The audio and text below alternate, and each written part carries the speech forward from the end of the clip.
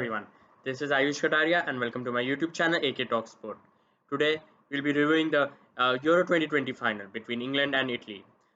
First of all, apologies for the video going up so late. I wanted to post it yesterday and I had it ready also, but some editing issues I had and I had to delay it for a day. But the important part is to get the video out, and now you can see it. Wonderful match, fitting into a amazing tournament, absolute dramatic match going into penalty shootout. Italy, winners of Euro 2020, and well-deserved winners, by far the best team in the competition from start to finish. An exceptional campaign, Roberto Mancini, what a turnaround. It's important to remember where he took up the Italy job from. Where when he took about the job, they failed to qualify for the World Cup. For a country with a footballing history as rich as them, 4 World Cups wins. That was a shambolic display. He took over from there, and now within 3 years has them as European champions. Exceptional work from him, and what a moment for him personally. If you remember, two of the lowest moments of his career have come at the Wembley Stadium. In 1992, as a player for Sampdoria, he lost the Champions League final to Barcelona over there. And in 2013, as Manchester City manager, he lost an FA Cup final to Wigan Athletic, who got relegated that year. So, and now, but yeah, and life, whatever goes around comes around, and really happy for him. Great work from him. Good, good. So yeah, let's get into the game. England getting a very early lead. Luke Shaw with the goal. What a tournament for him. Full credit to him, one of the best left backs in the tournament. He had a brilliant season with Manchester United. Carried it into the Euros and got 3 assists before that. Exceptional defensively, and now getting his first ever England goal. What a moment to do it! Second minute, fastest goal in a Euro final history. So Harry Kane dropping deep. He played a through ball to Kieran Trippier on the right hand side. Trippier fitting incredible cross, finding Luke Shaw on the left hand side, and Shaw putting it in that wing back to wing back connection, and a brilliant goal.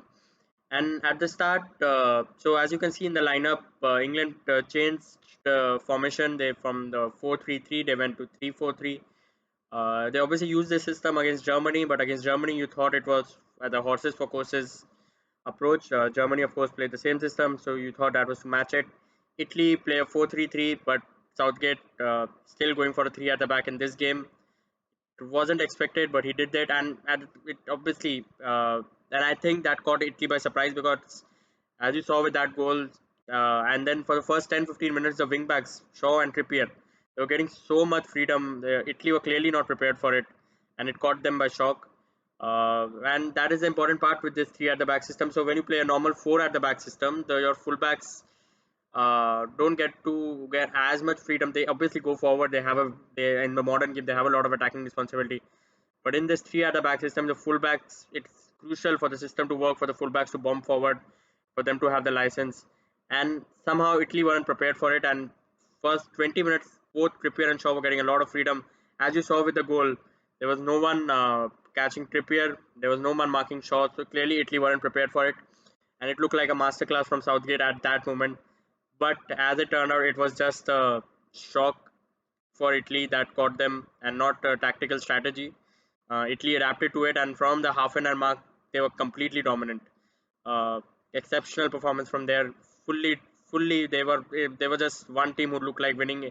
England sat back on the 1-0 lead, as you can see with the stats. Look at the XG, 2.13 to 0.57. England were at home, just not acceptable. Look at the shots on target, the attempts, the passes completed. England were the home side, and just Italy. I don't understand. England, look at the attacking talent they have. They had Sterling, Mount, Kane on the pitch. They have Grealish, they have Foden, they have Sancho, they have Bukayo Saka to call upon. And this is the style of football they play. You purple at home. You had that advantage when you take that lead in the second minute. You have your entire crowd behind you. Biggest game in your history. Biggest game that some of these players will ever play. Take the initiative and get another goal, put them under pressure. Italy would have been rattled at that moment because conceding as much experience as I do, and not a lot of players in that Italy team are experienced also, except Chiellini and Bonucci and Jorginho also.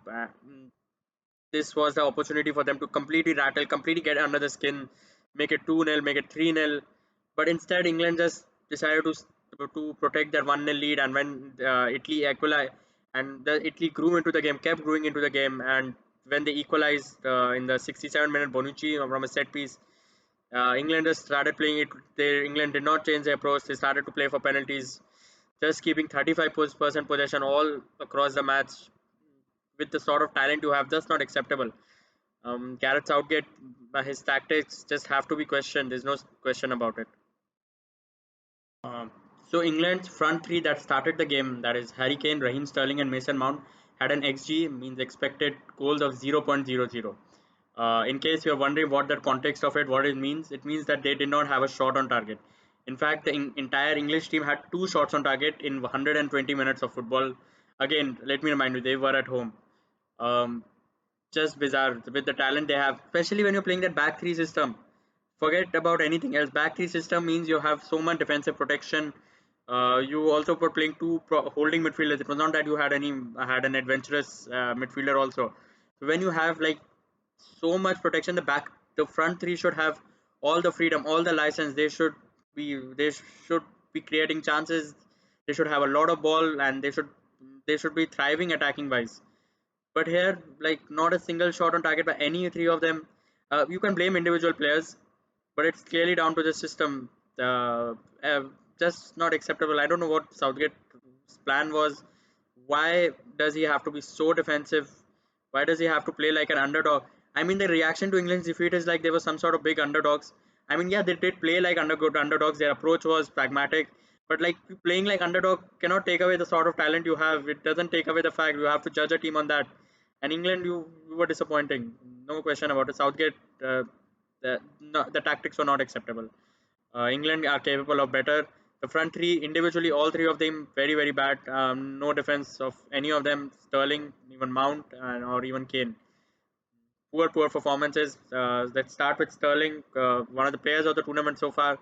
So much trust Southgate has put in him, and he did repay him. 3 goals and an assist.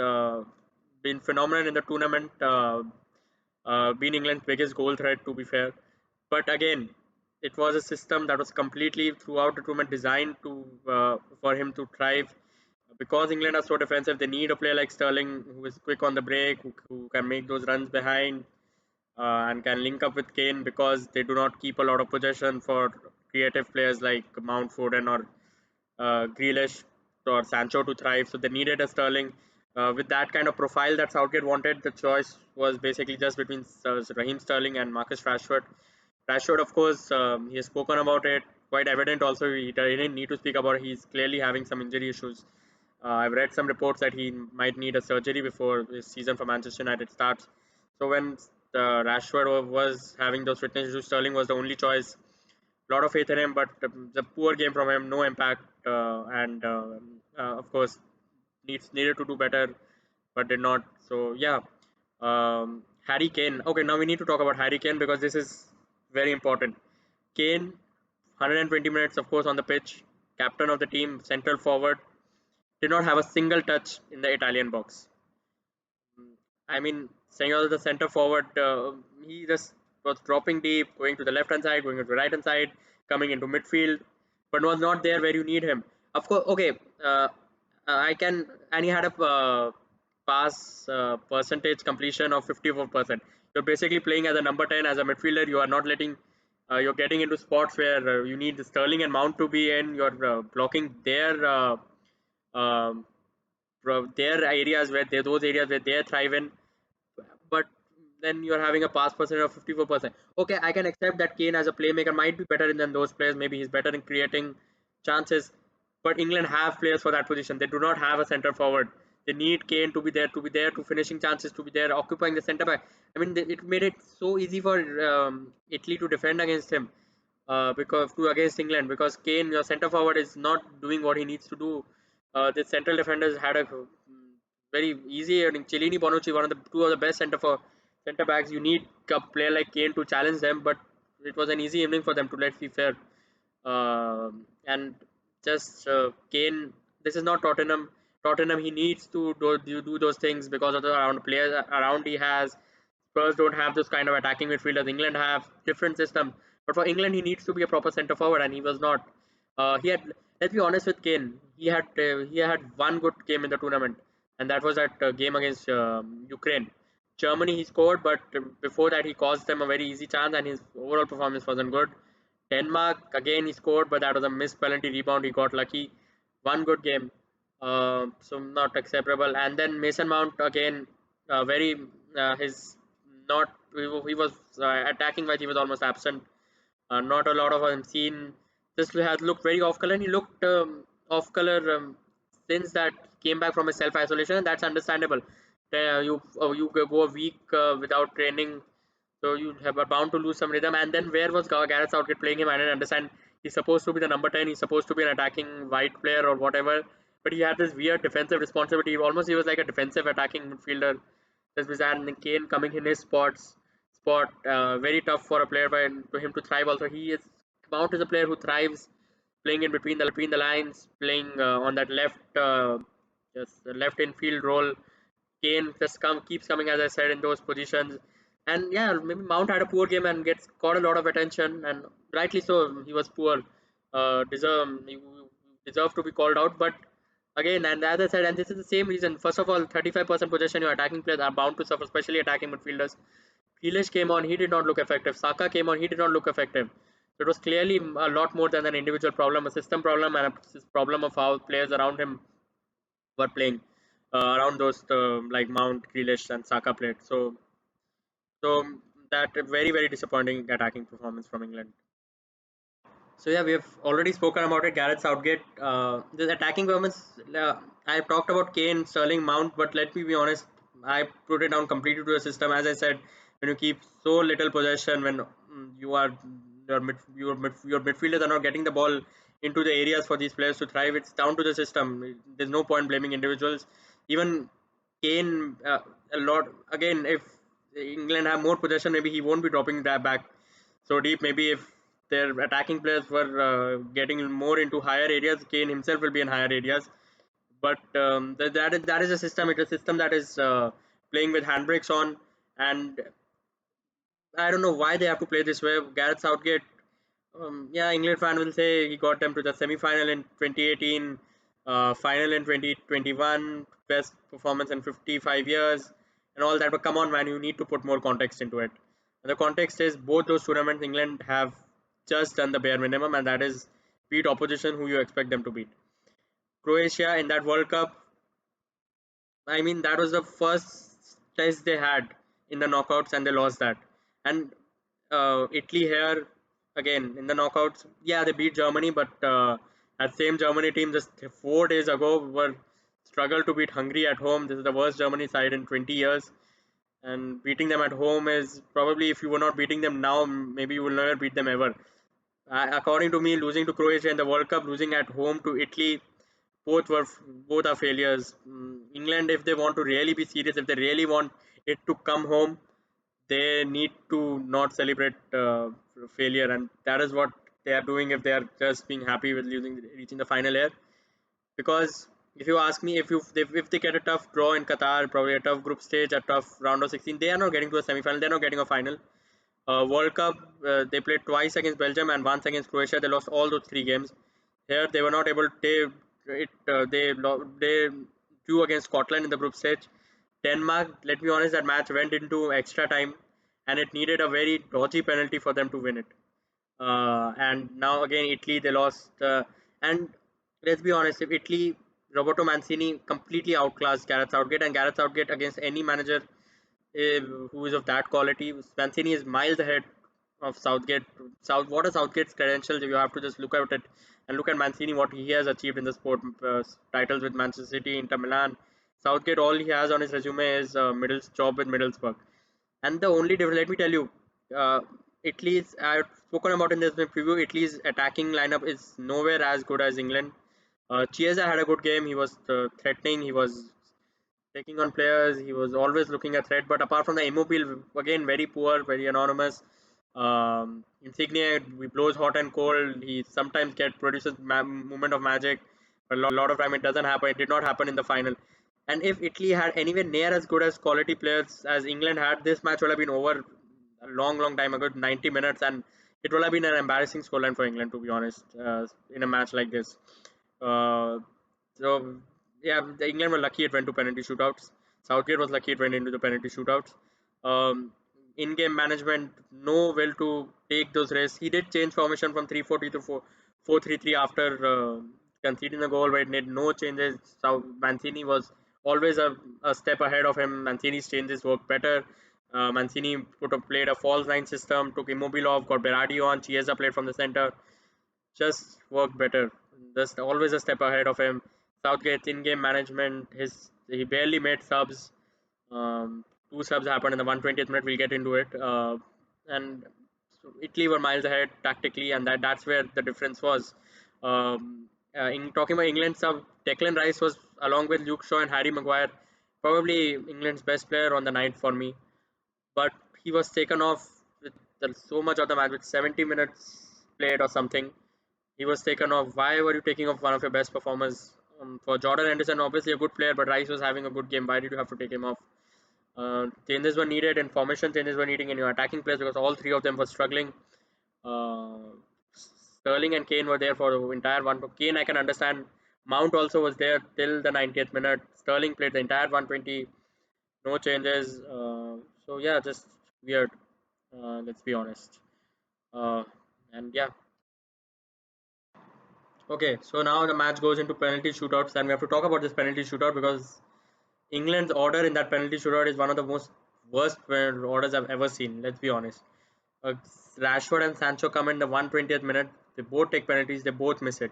And look, I don't blame any of them for it because they are coming in the 120th minute. They've not kicked a single touch, just there to take the penalty. They have not experienced the occasion. They've not been on the pitch. They don't have the adrenaline. They're not psychology in the match routine. Uh, it's okay to take the taking penalties in training, taking being a good penalty taker, but doing that in front of your in a packed stadium is a different thing. Let's be honest. And I don't and you put all the pressure to have how much taking a penalty in a final is a big pressure itself. But Rashford and Sancho, you don't give them a minute to play, and then you ask them to take the penalty. All the pressure, all they'll be judged on, all they'll be thinking about is I'll be judged on this one penalty. And of course, the pressure gets to the best of players. We have seen Ronaldo, we have seen Messi miss penalties in important shootouts. It got to them. I don't blame the players, but why did it was just bizarre. Bukayo Saka, 19-year-old, never taken a pro penalty, never taken a penalty for Arsenal. 19-year-old taking the fifth penalty. Fifth is the most important one, obviously, because you're either going to be taking it to win it for your team, or you're either going to be taking it to keep your team alive in the shootout. So much pressure on a 19-year-old, just bizarre. Um, Raheem Sterling, Jack Grealish, these guys were on the pitch for a long while. These guys didn't take a penalty. Grealish has come out and said that he wanted to take a penalty, and Southgate has also said that it was his decision to take the order, so we have to blame Southgate for it. Uh, so Southgate has gone everything. There's so much criticism from playing Sterling from the first match. He has given him so much criticism, but he has stuck by Sterling. But now, when the pressure is up, he doesn't want to trust Sterling. When he needed him, Sterling played entire 120 minutes. He has missed a few penalties for Man City, but he is a decent penalty taker. We've seen him take penalties for City, and it's not that he's always missed. He scores a lot of them, and then and he uh, is one of the more experienced players. And then you don't want him to take a penalty. So you've protected him all throughout, but you are not ready to take that risk and give him the penalty. I don't know, Gareth Southgate. This was just amateur level of coaching and just inexperience coach got cut out. You have to just admit it, and it is what it is. Uh, Gareth Southgate has to take the blame. There's no two ways about it. Penalty shootouts are a lottery, and I don't blame any player. I have to say this: Rashford, Sancho, Saka, three quality players, three young players with a big future. They already have won trophies for their clubs. Rashford just a bit more experienced, but still a young player. They are the three young players. They'll have great careers. They will win trophies. They probably with the England team too, because this English team in all it's a very very good bunch of players, but they need to just be used properly, managed properly. These three players, I have my full sympathy with them. They were just put in an impossible situation, and you players miss penalties. It's not, and you have to be sympathetic to them. But the entire England strategy for the penalty shootout. There's no sympathy for that. It has to, someone has to be held accountable for that. It that's not acceptable. Um, After the match got over, some very sad scene. First of all, at the Wembley, some very sad visuals coming out, some very sad reports coming out. Ticketless fans getting into the stadium, real fans who had tickets were not able to get the proper view. Brawls outside the stadium, fights inside the stadium. Some very scary thing. F1 driver Lando Norris got robbed outside the stadium. Just sad scenes. This group of English players, I really like them. Make no mistake about it. Um, they're just great human beings. They stand up for the right things. They protect their teammates. They're just great individuals, and they deserve a better support. England fans, you can have been asking why are the rest of the world not supporting us. You saw that in that final. Why there was this group of players, especially this group of players, they deserve better fans. I know it's easy to speak about things happening in other countries. Of course, I stay in India. I don't stay in England. I'm not an Englishman. But if this happened in India, I would have said the same thing. I would have condemned it in the same way. Uh, People will have been very critical of India, and so why you should not be critical of England. And then after that, racial abuse for those three penalty takers. We're in the 21st century, and it was expected. Unfortunately, it was expected, and it my heart bleeds to say it was expected. But this is 21st century, and we're still judging player people on their skin color. This still happens. I don't understand what's the mentality of these people, but very condemnable. Uh, Again, great group of English players, and they deserve better fans. They deserve better than this. Even Gareth Southgate himself, I've criticized him as a manager, but I have to say I like him as a human, both for the players and Southgate.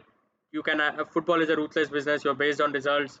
If you're in the team, if you are in the job, it should be upon your tactical skills, your playing skills. If you're a coach or a player, but there are more important things than sport. And these guys, humans, the players and Southgate, great human beings, and they credit to them for standing up for the right thing always.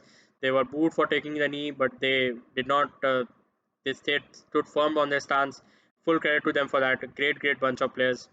But I don't. I really hope that this some way, especially social media, can put an end to stuff like racism and all, because this is just not acceptable. So yeah, thank you for watching. Please like, please share, please subscribe. Bye bye.